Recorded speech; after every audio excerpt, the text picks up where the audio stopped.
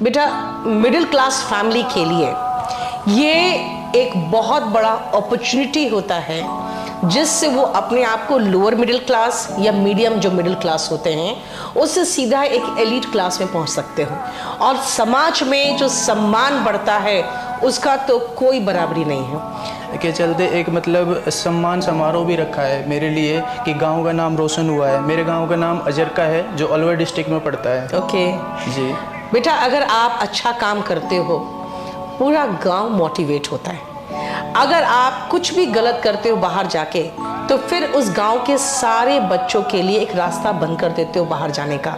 Hello everyone, मिलिए Nishant income tax inspector 2021 से, और ये मेरे लिए एक बहुत बढ़िया डब्बा मिठाई का लेके आए। बेटा, ऐसे ही डब्बा चाहिए मुझे हर किसी से, क्योंकि आपके मिठाई में जो मिठास होता है वो दुनिया में किसी चीज़ में नहीं हो सकता। तो निशांत, कब से आपका एसएससी का सफ़र चालू हुआ था?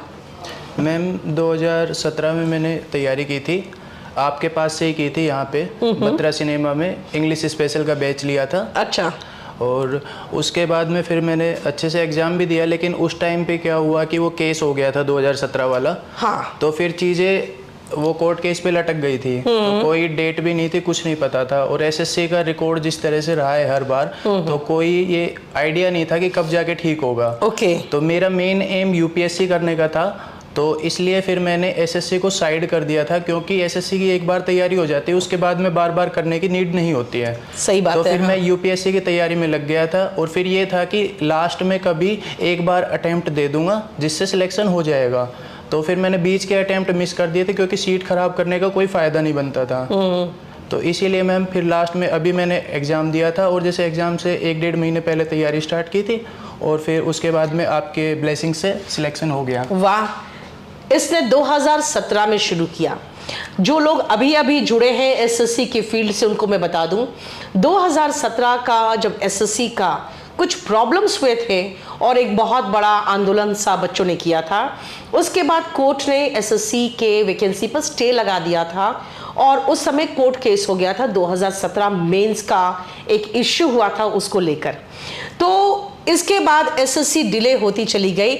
लेकिन बेटा, आजकल तो एसएससी ने हर दूसरे दिन बम फोड़ते हैं। वो इतनी तेजी से काम कर रहे हैं और इतनी बढ़िया तरीके से काम कर रहे हैं कि बच्चे और टीचर्स दोनों में जोश आ गया है। जी मैम, बिल्कुल। अभी तो बहुत ही ज़्यादा अच्छे से चीज़ें हो रही हैं, लेकिन पहले जो हाल था वो बहुत बुरा था। और 2018-19 का भी मैं इसीलिए नहीं दे पाया, क्योंकि 18 में ये था कि उसके बाद में पहली बार चीज़ें हो रही थी, तो ये भी नहीं था कि अब की बार भी ठीक से हो पाएगा कि नहीं।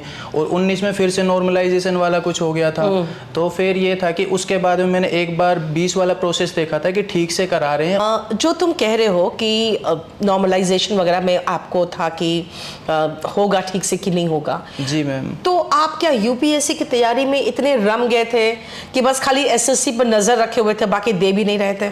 नहीं मैम, एसएससी का मैंने बिल्कुल ही क्विट कर दिया था, क्योंकि ये था कि एक बार एग्जाम से 1 महीने पहले की तैयारी सफिशिएंट थी, क्योंकि पहले एक बार प्रिपेयर हो चुका था मेरा। जैसे आपसे कॉन्सेप्ट्स हो चुके थे इतने अच्छे से कि ये नहीं है कि बार बार उसी चीज़ को पढ़ते रहो। और फिर एसएससी में प्रीवियस ईयर ही सब कुछ आता है मोस्टली, तो वही चीज़ बार बार पढ़ने की नीड नहीं थी।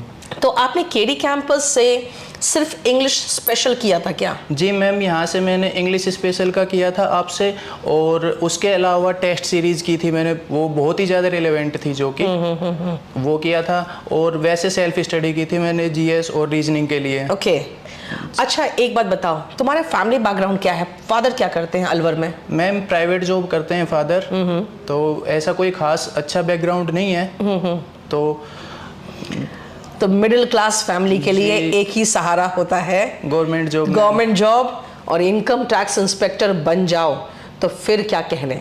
तब पूरे अभी फैमिली में, फ्रेंड्स में, रिश्तेदारों में तो तुम तो हीरो बन गए होगे। जी मैम, बिल्कुल। बहुत खुशी है, और मेरे परिवार के साथ साथ मेरे गांव वालों को, मेरे गांव में जो बड़े भाई रिश्तेदार जो भी हैं, सबको बहुत खुशी है। और उन्होंने इसी के चलते एक सम्मान समारोह भी रखा है मेरे लिए कि गांव का नाम रोशन हुआ है। मेरे गांव का नाम अजरका है जो अलवर डिस्ट्रिक्ट में पड़ता है। ओके जी बेटा, अगर आप अच्छा काम करते हो पूरा गाँव मोटिवेट होता है। अगर आप कुछ भी गलत करते हो बाहर जाके तो फिर उस गांव के सारे बच्चों के लिए एक रास्ता बंद कर देते हो बाहर जाने का। तो मुझे लगता है गांव के बच्चे भी मोटिवेटेड हो गए होंगे, दिल्ली जाएंगे, तैयारी करेंगे। जी मैम, बिल्कुल सब में एक उत्साह है और एक इंस्पिरेशन की तरह मतलब मेरे को लिया है उन्होंने। और जितना प्यार उन्होंने दिया है और जितनी उनके चेहरे पे खुशी देख के जो मुझे फील होता है, उसके लिए मैं इसी प्लेटफॉर्म से उनको भी थैंक यू बोलना चाहता हूँ। अच्छा, आपकी एज क्या हुई? एज मैम 27 हो गई। जी मैम। आपको 27 इयर्स हो गया है आपका। आपने अपने फादर के व्यवहार में क्या बदलाव देखा, या उनके चेहरे पर जो चिंता या सुकून, क्या डिफरेंस महसूस हुआ?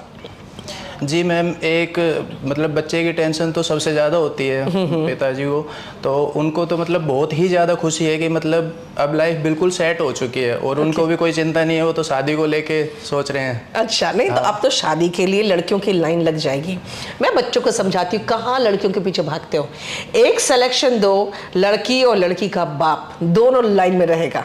तो तुम्हारे लिए तो रिश्ते भी आ रहे होंगे। जी मैम, रिश्ते आ रहे हैं, लेकिन ये है कि अभी मेरे को अभी आगे और प्रिपेयर करना है यूपीएससी के लिए, तो अभी मैं थोड़ा टाइम और लेना चाहता हूँ। अब शादी कर लो और फिर प्रिपेयर करते रहना। जी मैम, लेकिन थोड़ा जैसे अभी उसमें मैं मतलब टच में हूँ, तो अभी चीज़ें थोड़ा सा वो हो सकती हैं अभी। तो आप मोटिवेटेड हो गए हो कि आगे जाके अब आपको सिविल सर्विसेज क्रैक करना है? हाँ जी मैम। आपके फैमिली में ये सब आपको गाइडेंस वगैरह कौन दिया है? क्या कोई बड़ा भाई है या कोई रिश्तेदार है कोई जिसने आपको गाइडेंस दिया ये सब?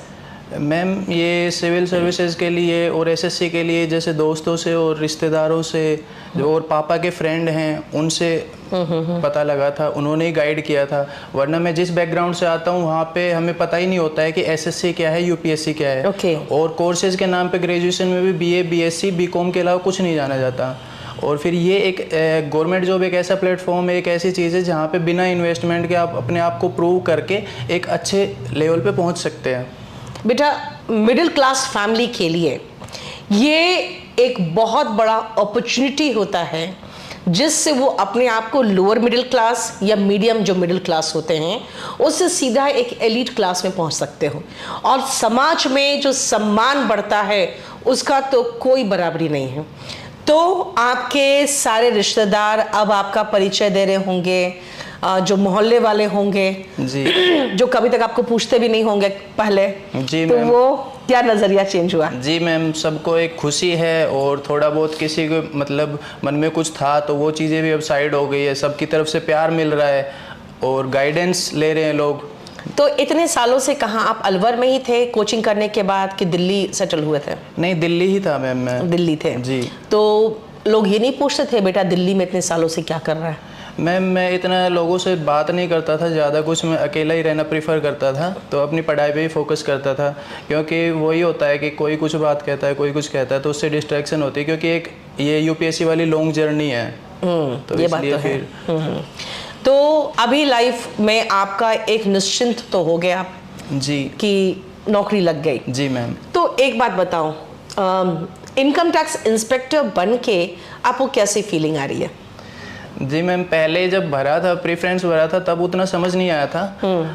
और लेकिन अभी जैसे जैसे धीरे धीरे जो रेस्पेक्ट मिल रही है, जो चीज़ें फील हो रही हैं, उसके बाद में अच्छा लग रहा है बहुत। अच्छा, ये बताओ, इंग्लिश की तैयारी आपने मेरे पास से की थी? जी मैम। इसके अलावा कोई बुक्स वगैरह जो आपने पढ़ा हो? नहीं मैम, ये तो सालों से प्रूव हो चुका है कि नीतू सिंह वॉल्यूम 1 के अलावा कुछ भी पढ़ने की जरूरत नहीं है इंग्लिश में तो। ये तो कोई झुठला ही नहीं सकता इस बात को। तो इसके अलावा वोकैब के लिए भी उसमें आपके पास आपकी बुक में काफ़ी कुछ है, उससे बाहर कुछ नहीं आता है। लेकिन ये है कि प्रीवियस ईयर जैसे पीडीएफ हो गई या पेपर्स हो गए, वहाँ से वोकैब कर सकते हैं। और तीसरी चीज़ रहती है रीडिंग के लिए वॉल्यूम 2 में भी कुछ चीज़ें हैं प्रैक्टिस के लिए। वॉल्यूम 2 पे रीडिंग के लिए तो बहुत कुछ दिया हुआ है। हाँ। और पैसेज, इडिस एक्सेट्रा हैं। और इसके अलावा वैसे न्यूज़पेपर रीडिंग कर सकते हो। जीएस कैसे प्रिपेयर किया तुम? मैम, जीएस के लिए एक तो मनोहर पांडे की छोटी बुक आती है, उसको थोड़ा रिवाइज किया था मैंने। बाकी ल्यूसेंट से पढ़ा था। और उसके अलावा करंट अफेयर के लिए कोई भी मंथली जो 100 क्वेश्चन की मैगजीन आती थी, वहाँ से चीज़ें की। अच्छा, एक बात बताओ, जो तुम यूपीएससी की तैयारी कर रहे हो, क्या उसने तुम्हें जीएस में हेल्प किया क्या? उससे मैम कॉन्सेप्ट क्लियर हो जाते हैं बहुत अच्छे से। तो और मेरा थोड़ा ये रहता है कि जैसे फैक्ट्स मुझसे याद नहीं हो पाते उतना अच्छे से, मेरे को कॉन्सेप्ट बहुत अच्छे से समझ आते हैं।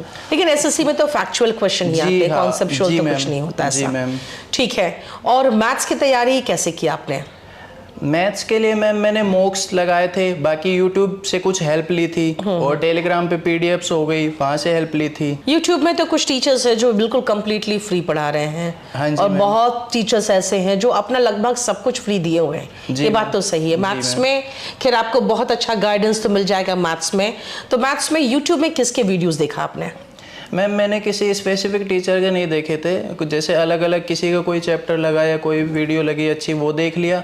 उसके अलावा जैसे मैं मॉक्स पे ज़्यादा डिपेंड था। आपका ग्रेजुएशन किस सब्जेक्ट में है?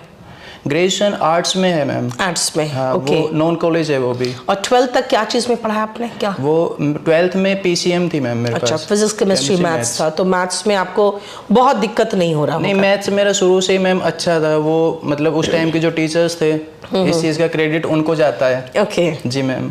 अच्छा, रीजनिंग कैसे तैयारी किया? रीजनिंग के लिए मैम मैंने प्रीवियस ईयर जो क्वेश्चंस थे उनकी ही प्रैक्टिस की थी, बाकी कोई टॉपिक नहीं आया तो उसके लिए यूट्यूब से हेल्प ले ली थी बस। तो यूट्यूब को जानते हो बेटा, मुझे जो महसूस होता है यूट्यूब सबसे अच्छा हेल्प आपको तब कर सकता है जब आपको कोई चैप्टर में डिफिकल्टी हो और अब यूट्यूब जाके उस चैप्टर को सर्च मार के और जो बढ़िया टीचर हो उसका वो वीडियो देख ले। लेकिन आजकल बच्चे क्या करते हैं ना, बस वीडियो देख रहे हैं तो देख रहे हैं तो देख रहे हैं। क्या ये सब सोशल मीडिया में कितना समय बिताते थे तुम? मैम ये तो बिल्कुल सही बात है। इस डिस्ट्रैक्शन से कोई नहीं अछूता है, क्योंकि हमारे साथ भी कई बार चीज़ें हुई हैं, क्योंकि इतने सारे टीचर्स हैं, इतने सारे सोर्सेज अवेलेबल हैं और काफ़ी सारी चीज़ें एक मार्केटिंग पर्पज से भी हो रही हैं यूट्यूब पे।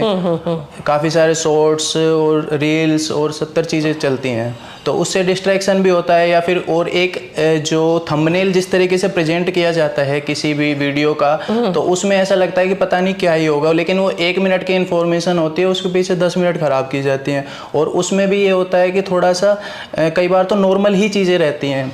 अच्छा, एक बात बताओ, 2017 में तुमने तैयारी किया, 2021 में एग्जाम दिया और बीच में 2-3 साल बिल्कुल देखा भी नहीं। जी मैम। अब मुझे एक बात बताना, जैसे अभी कुछ मैथ्स के टीचर्स का रहता है कि भाई ये मटेरियल तो रद्दी है, इसको फेंको, ये पढ़ो। तो मैंने एक ही चीज फील किया, क्योंकि मैंने इस बार मैथ्स का जो क्वेश्चन आया तो मैंने खुद सॉल्व करके देखा। जी मैम। इतने आसान क्वेश्चन थे कि जिसको मुझे लगता है कि मैंने सॉल्व कर दिया, इतने सालों के नहीं पढ़ी हूँ मैथ्स तब भी, तो बच्चे तो आराम से सॉल्व कर रहे होंगे। तो क्या ये जो 2017 के जो मटेरियल मार्केट में अवेलेबल थे वो अब रेलेवेंट है कि सही में वो रद्दी है? मैम उनके रेलेवेंसी कही जाए तो ये होगा कि 0.001% के आसपास होगी। अच्छा। क्योंकि 2017 के बाद में जब से टीसीएस आया उसके बाद में पेपर का लेवल डाउन ही चल रहा है, और अभी 2022-21 जो चल रहा है इसमें बहुत ही ज़्यादा डाउन हो गया है। ठीक है। अब पहले तो मतलब कह सकती हूँ मैं कि उतना डिफिकल्ट नहीं है, आसान हो गया। बिल्कुल मैम, बहुत ही ज़्यादा आसान हो। लेकिन बेटा मैं आपसे जो पूछ रही हूँ आप एक चीज़ नहीं समझ रहे हो, टीचर आसान नहीं बता रहे, कह रहे हैं कि वो रद्दी है उसको फेंक दो। मेरा कहना है कि क्या कोई ऐसा होगा क्या कि परसेंटेज कैलकुलस बन गया, ऐसी बात तो नहीं है? नहीं। कंसेप्चुअली तो सेम चीज होगा ना? जी मैम, कॉन्सेप्ट मैथ में सेम ही होते हैं वो तो बिल्कुल। तो और नीचे गया है। हाँ बस जी। लेकिन टीचर्स तो जो मैथ्स का हवा बना रहे हैं वो तो ऐसा लग रहा है इससे नीचे से ऊपर गया है। मैम ये तो अब वो अपना चलाने के लिए और जब पढ़ाने के लिए, और वो टीचर्स का भी एक पर्सपेक्टिव देखा जाए तो ठीक भी होता है, क्योंकि वो 0.01% चीज़ के लिए भी रेडी रखते हैं कि बाय द वे अगर कुछ टफ आ जाता है बहुत तो उसके लिए ओके। जैसे इंग्लिश का मैंने बुक लिखा था 2012 में। जी मैम। मुझे लगता है वो आज भी रेलेवेंट है, क्योंकि आज के टॉपर्स भी उनका नाम लेते हैं उस बुक का। तो मैम तो मैं एक ही चीज कहती हूँ बेटा कि आप जो कॉन्सेप्ट पढ़ रहे हो मैथ्स के, चाहे वो परसेंटेज हो या प्रॉफिट एंड लॉस हो या टाइम एंड वर्क हो, कोई भी चैप्टर हो, कॉन्सेप्ट तो सेम ही रहेगा। क्वेश्चन नीचे से ऊपर कहां तक लेके जाना है वो आप पर निर्भर करता है, आप किस तरह के एग्जाम दे रहे हो। अगर कैट वगैरह का दे रहे हैं तो बहुत ऊपर जाएगा। बिल्कुल। एसएससी दे रहे हैं तो अभी 18, 19, 20, 21, 22। मैं 5 साल पे मैंने महसूस किया है कि जैसे मैथ्स की बात नहीं करूंगी, खाली इंग्लिश की बात करूंगी। जी मैम। 2017 का जो मैंने क्लोज टेस्ट वगैरह देखा था वो लगभग टच करने लगा था पीओ के कुछ लेवल को, जी। अब फिर से बहुत नीचे। जी मैम। तो मुझे उतना ज़्यादा डिफिकल्ट चीज़ें पढ़ाने की ज़रूरत नहीं पड़ती। जी मैम बिल्कुल। इंग्लिश की बात की जाए तो इंग्लिश में फिर भी चीज़ें थोड़ा ठीक हैं, मतलब उसका लेवल उतना ज़्यादा नहीं गिरा क्योंकि इंग्लिश एक लैंग्वेज हो गई, तो उसमें वो रीडिंग स्पीड, पैसेज तो अब 2022 दिया क्या तुमने? मैम वो 2022 दिया है अभी। दिया है जी। ओके, मेंस भी दिया क्या? मेंस भी दिया है मैम। ओके चलो, बहुत अच्छा लगा तुमसे बात करके। बच्चों को गाइड करने के लिए हम ऐसे ही सिलेक्टेड कैंडिडेट्स को बुलाते रहेंगे, क्योंकि बेटा एक चीज़ मैं बता दूं आपको, हम सिर्फ बच्चों को बुला सकते हैं, लेकिन जो एग्ज़ाम से गुजरा है वही प्रॉपर गाइडेंस दे सकता है आपको। हाँ, ये ज़रूर है कि हर साल का क्वेश्चन पेपर हम ज़रूर देखते हैं, सॉल्व करते हैं आपके साथ यूट्यूब चैनल में आके, चाहे वो केडी लाइव हो या इंग्लिश बाय नीतू मैम हो, हम ज़रूर सॉल्व करते हैं सिर्फ ये देखने के लिए कि आपको भी पैटर्न बताया जाए और खुद भी चेंजेस देखे जाए। तो हमेशा याद रखिएगा, जो सेलेक्टेड कैंडिडेट है वो आपको प्रॉपर गाइड कर सकते हैं। और इसी क्रम में आज हम मुलाकात किए हैं निशान से, जो अलवर से हैं और इनकम टैक्स इंस्पेक्टर के रूप में सेलेक्टेड हुए हैं। तब आगे के जर्नी के लिए बहुत बहुत शुभकामनाएं। Thank you. ऐसे ही मिठाई का डब्बा लेके एक बार आना, और जी मैम। जब आईएएस की तैयारी करके आप आईएएस बन के आओगे तो हाँ, ये जरूर है कि आईएएस बनाने में मेरा कोई हाथ नहीं होगा, लेकिन मिठाई का डब्बा लेने में क्या जाता है ना। Thank you so much. जी मैम, थैंक यू।